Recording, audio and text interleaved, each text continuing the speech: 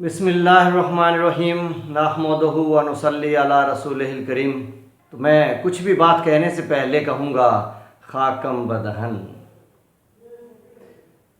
لیکن کچھ کہنا اس لیے لازم سمجھوں گا کہ میرے مرشد مجھے حکم دیتے ہیں کہ صاحب ساز کو لازم ہے کہ غافل نہ رہے، صاحب ساز کو لازم ہے کہ غافل نہ رہے، گاہے گاہے غلط آہنگ بھی ہوتا ہے سروش۔ تو میری بے ڈھنگی باتیں ممکن ہے کسی اچھی بات کا سبب بن جائیں۔ تو عمران خان صاحب کے حوالے سے ایک تو میں یہ کہوں گا کہ جو ہم نے آس لگائی، امید لگائی، تبدیلی کی، اللہ کرے کبھی پوری ہو جائے۔ اور دوسری بات جو وہ کرتے ہیں ریاست مدینہ کی، تو چلو خواب تو دیکھا ہے، خواب ہوگا تو کبھی تعبیر بھی ہو جائے گی۔ اقبال رحمۃ اللہ علیہ نے خواب دیکھا، تصور پیش کیا پاکستان کا، یعنی ریاست مدینہ کی نقل ریاست کا، تو جناح نے اس کی تعبیر کر دی۔ کرنے والا تو اللہ ہے، مگر وہ کسی کے ہاتھ سے کروا دیتا ہے۔ باقی جو بات یہ اکثر حکمران کے بلکہ سبھی حکمران کہتے ہیں کہ خزانہ خالی ملا، تو میں یہ پوچھتا ہوں سب سے کہ یہ سونے کے پہاڑ کس کے ہیں؟ یہ کوئلے کی کانیں یہ کس کا خزانہ ہے؟ یہ زمرد کے پہاڑ یہ کس کا خزانہ ہے؟ یہ سرسبز زمین، زرخیز دھرتی، یہ حسین وادیاں، یہ مناظر یہ کس کا خزانہ ہے؟ اور یہ ذہین ترین قوم، جذبے سے سرشار، عاشقان رسول، ناموس رسول پہ مر مٹنے والے، یہ قوم یہ کس کا خزانہ ہے؟ یہ خزانوں کی کمی نہیں ہے، موسم اچھا، پانی وافر، مٹی بھی زرخیز، جس نے اپنا کھیت نہ سینچا وہ کیسا دہقان، اپنی خودی پہچان۔ ہمیں اللہ نے ساری نعمتیں دے رکھی ہیں، ہم نہ اپنے آپ کو پہچان رہے ہیں، نہ اپنے فرائض کو پہچان رہے ہیں۔ میں یہ کہوں گا کہ اگر اس ملک میں قانون کی بالادستی ہو جائے، سن 73 کا آئین نافذ ہو جائے، لا اینڈ آرڈر آ جائے، عدل آ جائے، امن آ جائے، تو ہم دنیا کی بہترین قوم بن سکتے ہیں۔ یہ ملک دنیا کا عظیم ترین ملک بن سکتا ہے۔ اور یہ جو ہم بیکاریوں کی طرح بانٹتے ہیں، کورونا کے متاثرین کے لیے تو ایک ایمرجنسی آ گئی، ضرور ٹھیک ہے، ادروائز بانٹنے والی اسکیمیں سب ختم ہونی چاہیے۔ بیکاری نہیں بنانا قوم کو، ہر گھر میں انڈسٹری لگنی چاہیے، ہر فرد تعلیم یافتہ ہو، ہر فرد ہنر مند ہو، انڈسٹری اور ٹیکنالوجی، روزگار سب کے لیے، ایک زندہ قوم بنے چائنا سے بھی بڑھ کر۔ یہ ہے کرنے کے کام وزیر اعظم کے لیے۔ ڈونیشنوں سے کب تک گزارا ہوگا؟ اگر آپ کو خزانہ بھرا چاہیے، وسائل چاہیے، اللہ کے قانون کو نافذ کر دو، زکوٰۃ اکٹھی کرو، عشر اکٹھا کرو، کسی سے مانگنے کی کیا ضرورت؟ قرضے بھی اتر جائیں گے، اللہ کا حکم پورا ہو جائے گا۔ قرآن کا حکم ہے، اور حکم ماننے والوں نے اعلان کیا اگر کسی نے ایک رسی بھی زکوٰۃ کی نہیں دی تو میں اس کے خلاف جنگ کروں گا۔ پھر خزانہ کیسے خالی رہ جائے گا؟ اور جہاں تک بات ہے مولانا طارق جمیل صاحب کی، تو وہ مسلمانوں کے عالمی رہنما ہیں، روحانی پیشوا ہیں، اور میرے بڑے بھائی، میں اس لیے کہوں گا کہ میرے کلاس فیلو طاہر کمال کارڈیالوجسٹ کے وہ بڑے بھائی ہیں، اور میری ملاقات میں بھی اور ویسے بھی میری علم و ہنر فاؤنڈیشن کے لیے وہ میری بہت حوصلہ افزائی کرتے ہیں۔ میرے تو محسن ہیں، اور ان کی دعائیں تو ایسی دعائیں ہیں کہ سب کے آنسو نکل آتے ہیں، اور یقیناً میرے بھی، اور میں سمجھتا ہوں کہ آسمان سے بھی کوئی صدا آتی ہوگی۔ آئی آواز غم انگیز ہے افسانہ تیرا، اشک بے تاب سے لبریز ہے پیمانہ تیرا۔ آئی آواز غم انگیز ہے افسانہ تیرا، اشک بے تاب سے لبریز ہے پیمانہ تیرا۔ تو پھر ان کے آنسوؤں کے ساتھ ہمارے بھی آنسو آ جاتے ہیں۔ مولانا صاحب تو پوری دنیا میں مبلغ اسلام ہیں، سرخ روح ہیں زمانے میں، ہیرو ہیں دنیا اسلام کے۔ رونا تو ہمارے رونے کا ہے جنہیں رونا بھی نہیں آتا، ہمارے تو آنسو بھی ٹسوے کہلاتے ہیں، ہمارا تو ساز بھی بے سوز کہلاتا ہے، میرا تو آہنگ بھی بے رنگ کہلاتا ہے، اور بادشاہی مسجد کے صحن سے آواز آتی ہے، قلب میں سوز نہیں، روح میں احساس نہیں، کچھ بھی پیغام محمد کا تمہیں پاس نہیں، صلی اللہ علیہ وسلم۔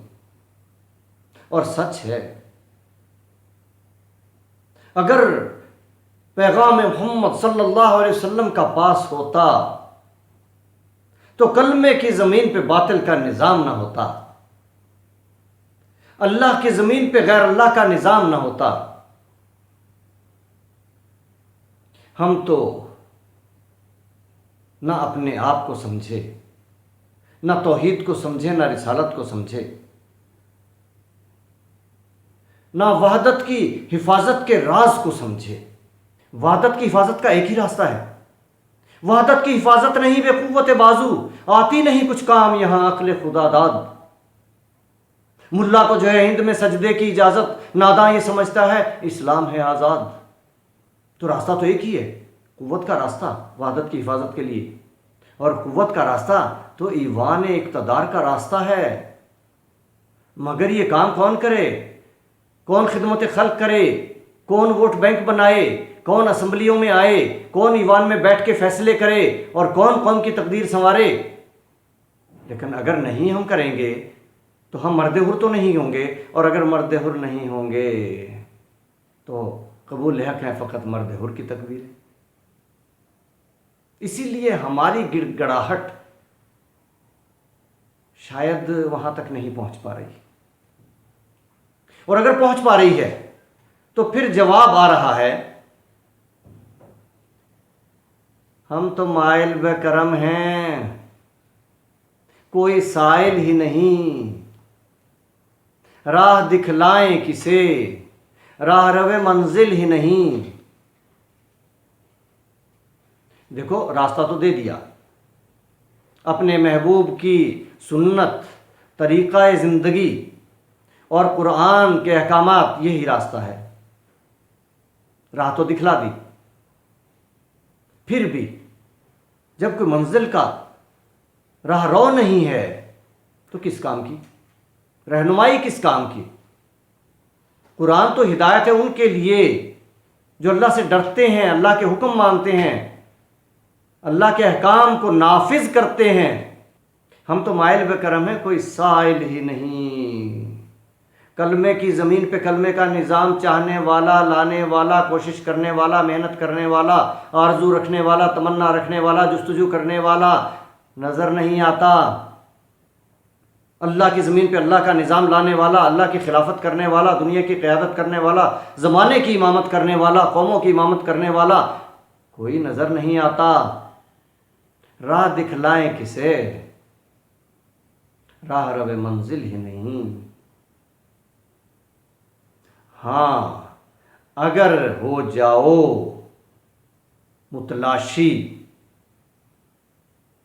تو پھر وعدہ ہے۔